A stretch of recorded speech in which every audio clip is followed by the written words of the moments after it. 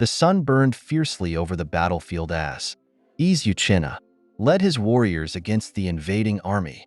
4 days, they fought to defend the eastern borders of Amagu, their swords clashing with the enemy's spears.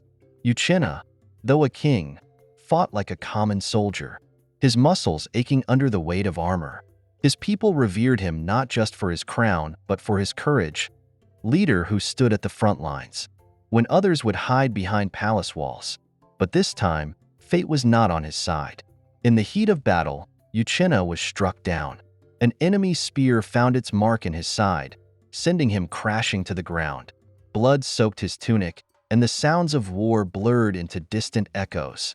His vision dimmed, and the last thing he saw before darkness claimed him was the retreat of his warriors, leaving him behind as they carried the wounded to safety. Uchenna did not know how long he was unconscious, but when he awoke, he found himself in the care of a strange healer from a distant village. She told him he had been captured and left for dead, but was lucky to have escaped. For weeks, the healer nursed him back to health. Though his body recovered, his heart remained heavy. He could not shake the fear gnawing at him that the kingdom he had left behind might be in turmoil without him. Determined to return home, Uchenna set out for Amagu as soon as he could walk again. His journey was long and painful, marked by hunger and exhaustion, but the thought of his people kept him moving. He imagined the joy on their faces when they saw him alive. Perhaps the elders would declare his return a miracle, a sign from the gods. But when he finally reached the outskirts of Amagu, something was wrong. The streets were too quiet, and the palace gates, once guarded in his name, stood, decorated with strange banners. His heart raced as a child whispered to him in passing, "Eze Uchenna has died. The new king is on the throne." The words hit him like another spear. He had been buried alive in memory, while someone else wore his crown. Uchenna stood frozen, the child's words echoing in his mind. The new king is on the throne. How could he be declared dead? His heart drummed violently in his chest, but he forced himself forward. He had to reach the palace. If this was some misunderstanding, it would soon be corrected. Covered in dust and wearing ragged clothes from his long journey, Uchenna approached the palace gates. 2 guards stood at the entrance, men he once trusted with his life. But as he drew closer, they looked at him like a stranger. "Who goes there?" One of the guards barked. "It is I, Uchenna. Your king," Uchenna said, his voice low but steady. The guards exchanged looks, disbelief etched on their faces. "The king is dead," the second guard said firmly. "Do not mock the spirits, traveler, or you will bring a curse upon yourself." "I am no spirit," Uchenna insisted, stepping forward. "Look closely. Have you forgotten the face of your king?" The guards faltered for a moment, but fear soon hardened their expressions. One stepped back, clutching his spear. "Go. You were buried with honor. Disturbing the peace will not bring you back." Uchenna clenched his fists. "I will see the one who sits on my throne," he declared, his voice fierce. "Let me pass." Reluctantly, the guards sent word inside. Minutes later, the gates creaked open, and a small group of nobles emerged. Among them, his cousin Ezeobi, dressed in royal robes. Uchenna's heart sank at the sight. Ezeobi smiled, but there was no warmth in it. "Well, well," Ezeobi said softly, his eyes gleaming. "What a surprise.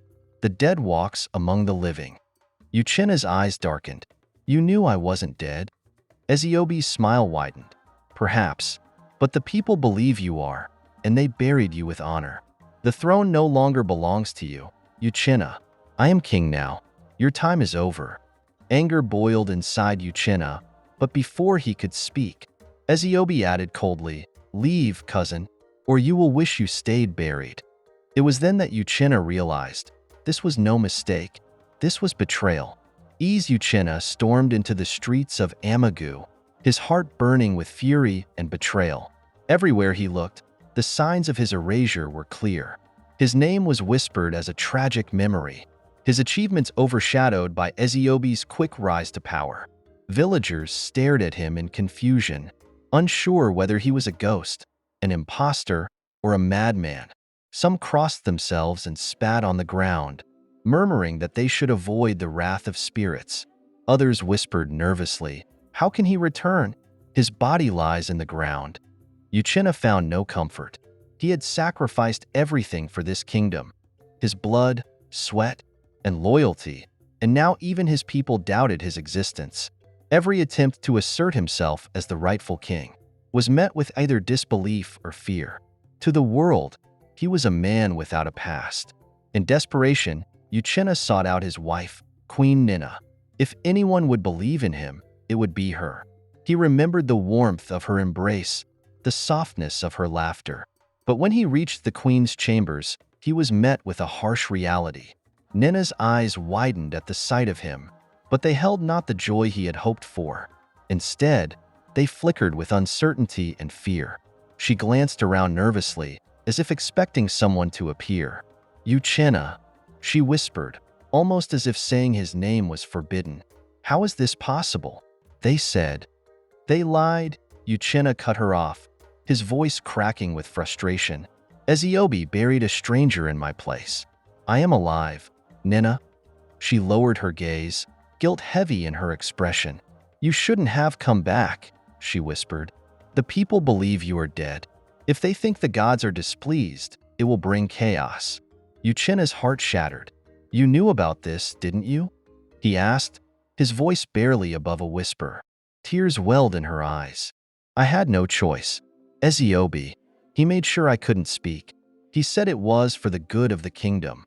Uchenna took a step back, realizing with crushing despair that even those closest to him had accepted his death. He was a king without a crown and without allies. The weight of Ninna's words left Uchenna numb. His hands trembled at the realization that he was truly alone. The throne he fought to defend had been stolen, and even the woman he loved had surrendered to the new king. He staggered backward, rage building within him like a storm. "Ninna, you betrayed me," he whispered, his voice tight with pain. Tears rolled down her cheeks. "I never stopped loving you, Uchenna, but when the council declared you dead, Ezeobi threatened me and the people. I had no power to stop him. He said the gods had chosen him." "The gods?" Uchenna spat bitterly. "Or his ambition?" Ninna fell silent. Then she whispered, "There is more you must know. Ezeobi did not rise to the throne by chance. He planned it all." Uchenna's fists clenched. "Tell me everything." Ninna glanced around nervously, then leaned in closer, her voice barely audible. "Before you left for battle, Ezeobi bribed the high priestess, Adora. They spread a prophecy that the next king would not return from the war. Ezeobi's men ensured that when you were injured, the warriors abandoned you on the battlefield. It was all arranged so that when the news of your death reached the palace, Ezeobi could claim the throne." Uchenna felt a cold fury rise in him. It was not just treachery, it was an elaborate conspiracy.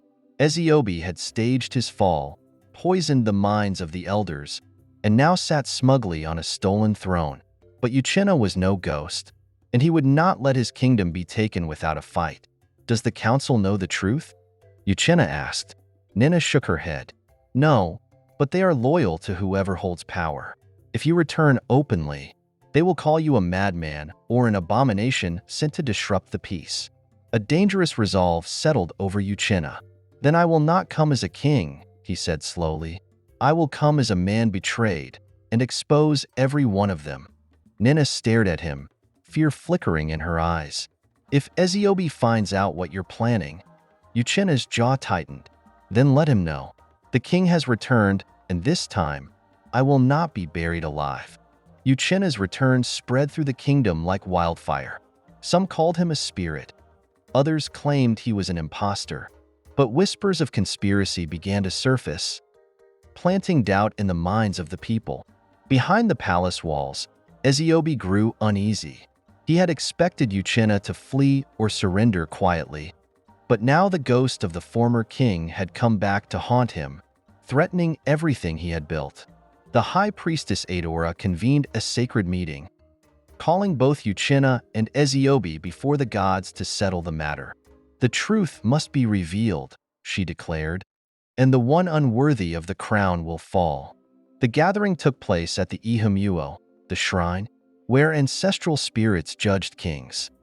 The people gathered in silence, their breaths held as Uchenna and Ezeobi stood face to face.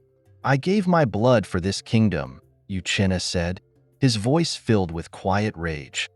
"And you buried me with lies so you could steal the throne." Ezeobi smirked, though his eyes betrayed a flicker of fear. "You were gone, cousin. Someone had to lead. The gods brought me to the throne. You cannot deny their will." Eudora stepped forward, her eyes cold and unreadable. "Swear upon the gods, both of you. Swear that you come in truth and not deceit." Uchenna stepped forward without hesitation. "I swear by the spirits of our ancestors.